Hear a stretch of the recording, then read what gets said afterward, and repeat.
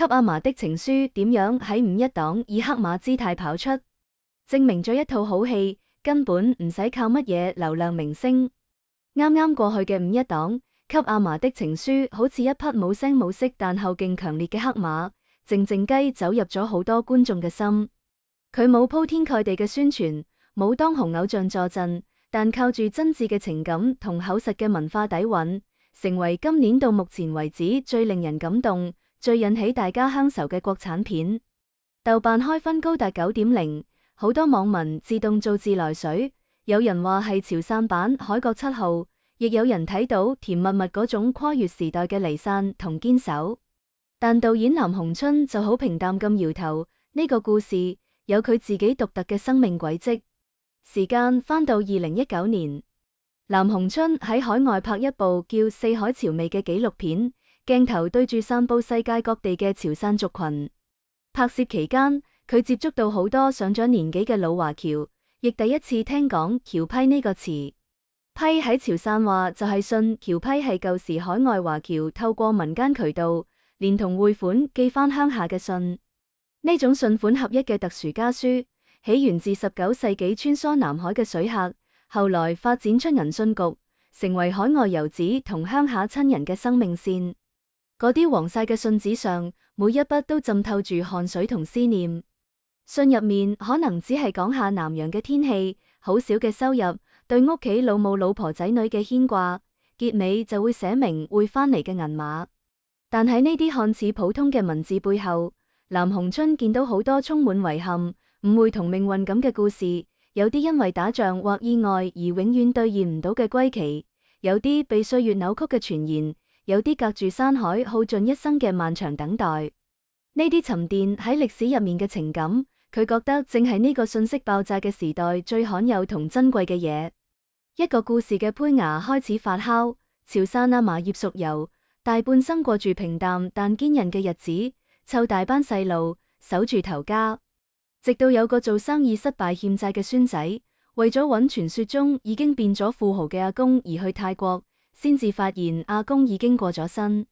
而嗰個透過一封封僑批，50年嚟不斷同阿嫲講思念嘅人，竟然唔係阿嫲嘅老公鄭木生，而係一個叫謝南枝嘅女人。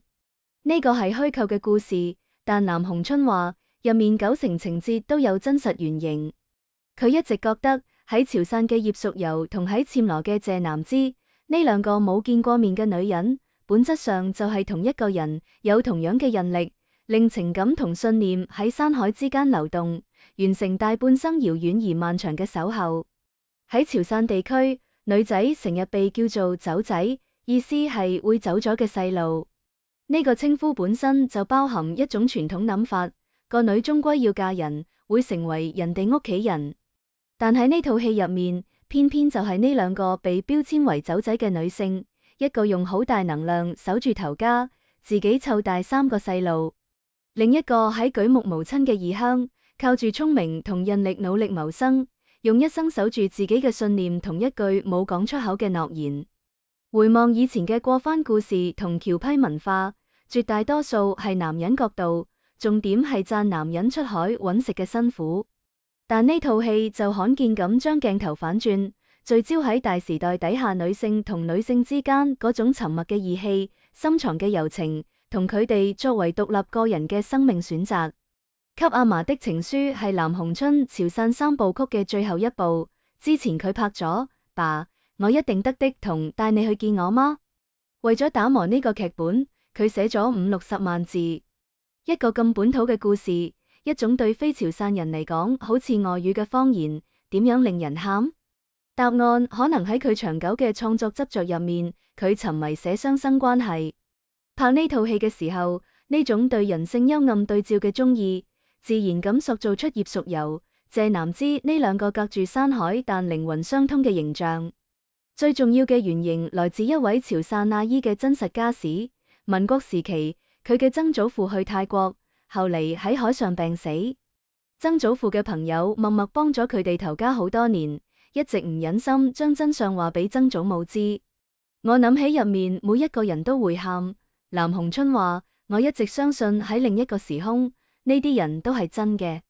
由寫劇本開始，藍鴻春就決心拍一部本土嘅戲。佢唔想揾外邊嘅演員硬學潮汕話，更唔想俾冇地方氣質嘅人嚟演呢度嘅人情世故。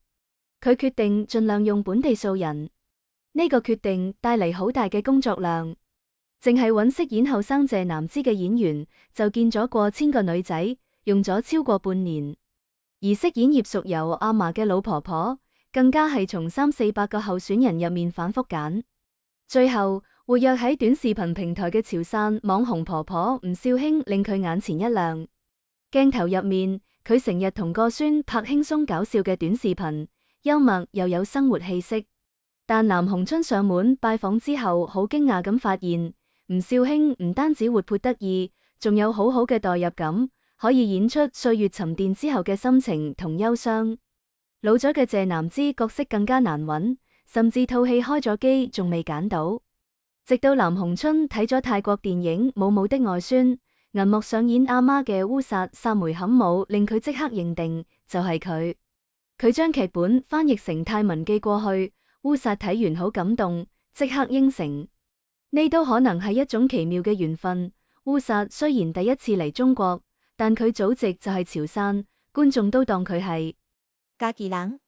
套戲上畫之後，兩位阿嫲都成為好多觀眾心目中嘅國民婆婆。吳少卿亦俾更多人認識，大家先知道佢後生嗰陣係鄉下糖廠嘅糖廠一枝花，接拍電影嗰陣已經82歲。喺個孫幫佢錄嘅視頻入面，呢位滿頭白髮嘅婆婆開心咁話：我而家有自己個名啦。佢回憶自己一生，細個俾人叫做某人嘅走仔，嫁人之後變成某人嘅老婆，後嚟係某人嘅阿媽、某人嘅阿嫲。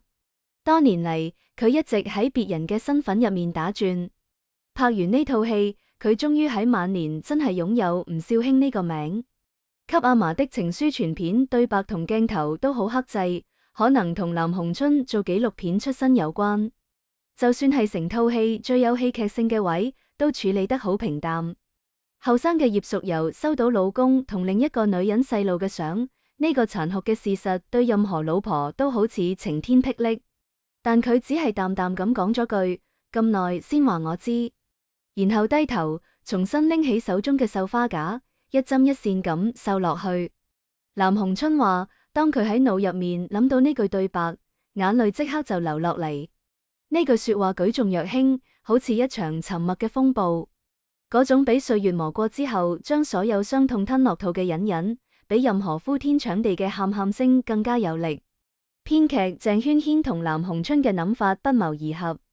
喺葉淑柔最終知道真相嘅重頭戲入面，最初諗住係一家人齊集舊屋，個個震驚、議論、做激烈反應，但反覆排練之後都覺得唔啱。鄭軒軒提議唔好刻意製造衝突。阿嫲活到呢個年紀，見過太多離別同苦難，佢嘅悲傷、唔捨得、決定都應該收喺心底。最後場面大大簡化，出面落住安靜嘅雨，阿嫲擔住遮，同細仔一齊慢慢咁裝起橄欖菜。喺最日常嘅動作入面，平靜而堅定咁話要去泰國揾謝南枝。鄭軒軒話嗰陣時嘅阿嫲內心應該係落過一場大雨，但有一場戲，所有人都好難忍到眼淚。謝南枝喺江邊燒訃告，為已過身嘅鄭木生讀最後一封佢老婆寫嚟嘅信。導演一直冇俾演員李思彤提早睇呢封信，怕佢一睇就會喊。正式拍嗰陣，李思彤一讀信，眼淚就止唔住咁流，好幾次哽咽到讀唔落去。現場所有人一齊喊到收唔到聲，嗰種跨越時空嘅情感共鳴，超越咗表演本身。給阿嫲的情書嘅劇組經費有限，去泰國實景拍攝嗰陣，編劇鄭軒軒甚至要兼埋化妝。團隊每日頂住成40度高溫喺曼谷街頭跑，工作狀態近乎癲狂。因為冇錢請泰國演員客串一個小角色，大家覺得鄭軒軒個樣有少少似泰國人，佢唯有豁出去，將塊面同膊頭塗黑，做出飛吻、拋眉眼呢啲同自己性格完全唔同嘅動作。全片冇燒錢嘅特效，冇複雜嘅鏡頭移動，好多時候一鏡到底。藍鴻春有時要靠上天賜俾佢嘅瞬間。拍鄭木生第一次撞到葉淑柔嗰陣跌落水嘅鏡頭，反覆 NG， 演員黃燕彤唔識游水，冇辦法自然咁浮個頭出嚟。太陽就快落山嗰陣，魔幻嘅時刻出現咗，黃昏光線特別靚，遠處唔知邊個開始燒草堆，煙慢慢升起，畫面非常靚。藍鴻春捉住呢個得10分鐘嘅時機，叫大家再試一次。黃燕彤成功從水入面冒出頭，大聲講出嗰句對白：記得我叫鄭木生。最令鄭軒軒感動嘅係葉淑柔同謝南芝身上嗰種遙遠嘅相似性。佢哋隔住山海，身處兩地，人生軌跡完全唔一樣，但有一模一樣嘅內核。對生活永遠堅韌，對愛永遠有信念。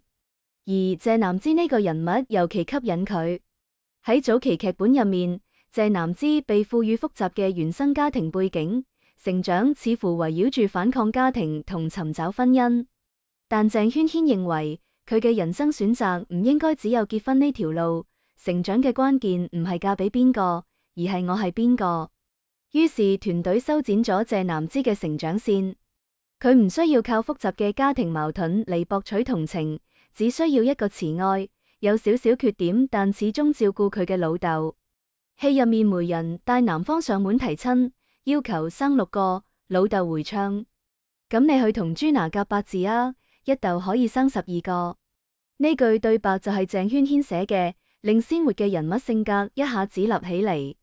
最後謝南芝被塑造成一個性格清冷、堅韌、聰明嘅女性。佢由打理旅社，唔係好識字嘅客棧女，因為鄭木生搞嘅中文班點着咗自我提升嘅熱情，慢慢開始識字，教細路讀書，最終成為一個華文老師。呢個角色嘅塑造參考咗好多真實存在嘅女性華僑長輩形象。鄭軒軒喺泰國做資料搜集嗰陣，到訪過一間舊宅博物館，嗰度曾經係泰國一位出名華裔女企業家嘅故居。佢終身未婚，靠住自己嘅智慧積累咗唔少財富，晚年將祖屋同所有珍藏捐出嚟，建成開放俾公眾嘅博物館。企喺嗰間舊宅入面，鄭軒軒仿佛見到謝南芝下半生嘅樣，安靜、體面、有風骨，將日子過得有溫度。呢個正正推翻咗對潮汕女性嘅刻板印象。一路以嚟，潮汕女性成日被寫成賢妻良母，依靠男人，服從強勢嘅宗族觀念。但謝南芝係好多南洋華人女性長輩嘅集合體，佢絕對唔係柔弱嘅依附者，而係一個有江湖義氣、重情義嘅奮鬥者。葉淑柔都係咁，佢看似樸實，忙於日常，但內裏有俠氣同風骨。喺最初嘅劇本入面，佢敢喺夜晚對抗賊佬，落田趕野豬，自鬥偷瓜人。呢啲質量遠遠唔係一句言彙可以概括。藍鴻春都好有同感。潮汕嘅女性好似成個族群精神核心嘅部分，似一支定海神針。包括我阿媽、阿嫲、家姐，佢哋係精神核心更加穩定嘅一群人。所以喺塑造角色嘅時候，團隊刻意避開傳統嘅敘事套路。謝南芝同鄭木生之間，亦唔係轟轟烈烈嘅愛情，更多係亂世中互相明白、互相扶持嘅知己好友，令呢份情誼更純粹、更長久。喺藍鴻春嘅記憶入面，外婆嘅大哥幾乎就係鄭木生本人。舅公當年去暹羅踩3輪車，靠做苦力養活潮汕鄉下嘅一家人。藍鴻春聽住佢嘅故事長大，但從來冇見過佢。同鄭木生一樣，舅公過番之後，一世人冇再返過鄉下，直到過身之後，骨灰先被接返家鄉。藍鴻春嘅曾祖父就代表咗更多人嘅命運，落南洋之後一去不返，音訊全無。嗰個時候遠隔山海，感覺好似去咗另一個平行宇宙，返唔到嚟。過番有時就係永別。潮汕有句諺語，無可奈何催甜果，指窮困人家因為生活所逼，蒸一啲可以擺好耐嘅甜米糕，做出洋乾糧，充滿咗離鄉別井嘅無奈。神奇嘅係，雖然親人隔住千里，文化紐帶冇斷到，呢個要歸功於當年嘅華文培訓班。喺泰國拍攝嗰陣，藍鴻春發現當地導遊可以用中文暢順咁溝通，一問先知，大部分人係細個喺私人培訓班學嘅。一位80幾歲嘅婆婆話佢知，佢曾經偷偷將學縫紉嘅錢攞去交華文培訓班學費，俾屋企打咗一餐，都堅持學識華文。而家佢已經係泰國華人教育界嘅泰斗。呢啲故事最終成為戲入面嗰個屈喺旅館閣樓嘅細細識字班。嗰個中文班房係藍鴻春喺泰國唐人街揾到嘅實景，好多地方保留住100年前嘅樣。當地華僑帶佢上樓，我哋以前就喺木閣樓上面上課。鄭軒軒亦聽過好多類似嘅故事。老華僑們話，當年上華文夜校要東躲西藏，老師們自己編教材，偷偷印，冒住風險教細路中文，唔想大家忘咗母語同自己嘅根。為咗講好呢個故事，藍鴻春買咗好幾本潮汕僑批彙編嚟研究，同做一篇博士論文冇分別。戲入面大部分僑批內容係佢自己寫嘅，諗最耐嘅係嗰句：行船入夜，恰江上升明月，圓如玉墜，仿若身在故鄉，似與你並肩共賞，江海萬里，心中念你，便不覺遙遠。佢仲大量閱讀上世紀40、50年代嘅東南亞文學作品，為劇本想象揾現實根據。鄭軒軒做咗更多實地考察。第一次去僑批博物館嗰陣，佢好震撼。每一封僑批都係一部奮鬥史，先輩們搏命揾錢寄翻屋企，字裏行間全部都係掛住。最令佢感動嘅係一封剪字拼貼僑批，老婆辭信用唔識字，將歌冊上面嘅字逐個剪落嚟，拼成10年離別，天南地北，盼你平安，望你歸家，寄去南洋俾老公。老公收到之後喊到收唔到聲，冇幾耐就執嘢返鄉下團聚。仲有一封僑批，全篇只寫咗一個大嘅難字，旁邊提咗一首詩：迢遞客鄉去路遙，斷腸暮暮復朝朝。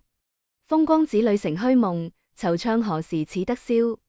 一個難字寫盡咗過番漂泊嘅艱辛，淨係研究僑批都唔夠，仲要還原背後嘅歷史。鄭軒軒同團隊多次返曼谷唐人街，同當地老華人傾偈，問得嘅都問晒，最後寫咗一本大約12萬字嘅暹羅生活指南，做各部門嘅創作依據。戲入面潮劇玉嬌龍嘅設計都係一個冇乜人留意嘅彩蛋。呢套戲上世紀50年代紅遍新馬泰，但劇本大多失傳，鄭軒軒只能自己改編，請專業潮劇演員排練之後拍成黑白片放入正片。可惜因為片長限制，謝南芝睇呢場戲嘅片段最後被剪走咗。給阿嫲的情書係一套關於人生嘅戲。僑批係一種意象，佢要跨過山海，成日遲到，好易唔見，經常錯位，就好似充滿戲劇性嘅命運。但佢又係一種可以穿越歷史洪流嘅美好載體，好似唔會被磨滅嘅真心。藍鴻春相信，戲最核心嘅力量係展現人性入面至真至善嘅部分，嗰啲永遠係人最渴望嘅嘢。而呢套戲亦話俾我哋知，以前嘅女性並唔只係社會同家庭嘅附屬品。喺真實嘅歷史入面，每個人係立體嘅生命個體。好多女性憑住善良同信念，喺每個動盪嘅時代做出常人難以想象嘅抉擇，令自己嘅一生更加有意義。今期嘅內容就到呢度，如果你鍾意我哋嘅節目，歡迎訂閱、點讚、轉發，多謝大家嘅支持。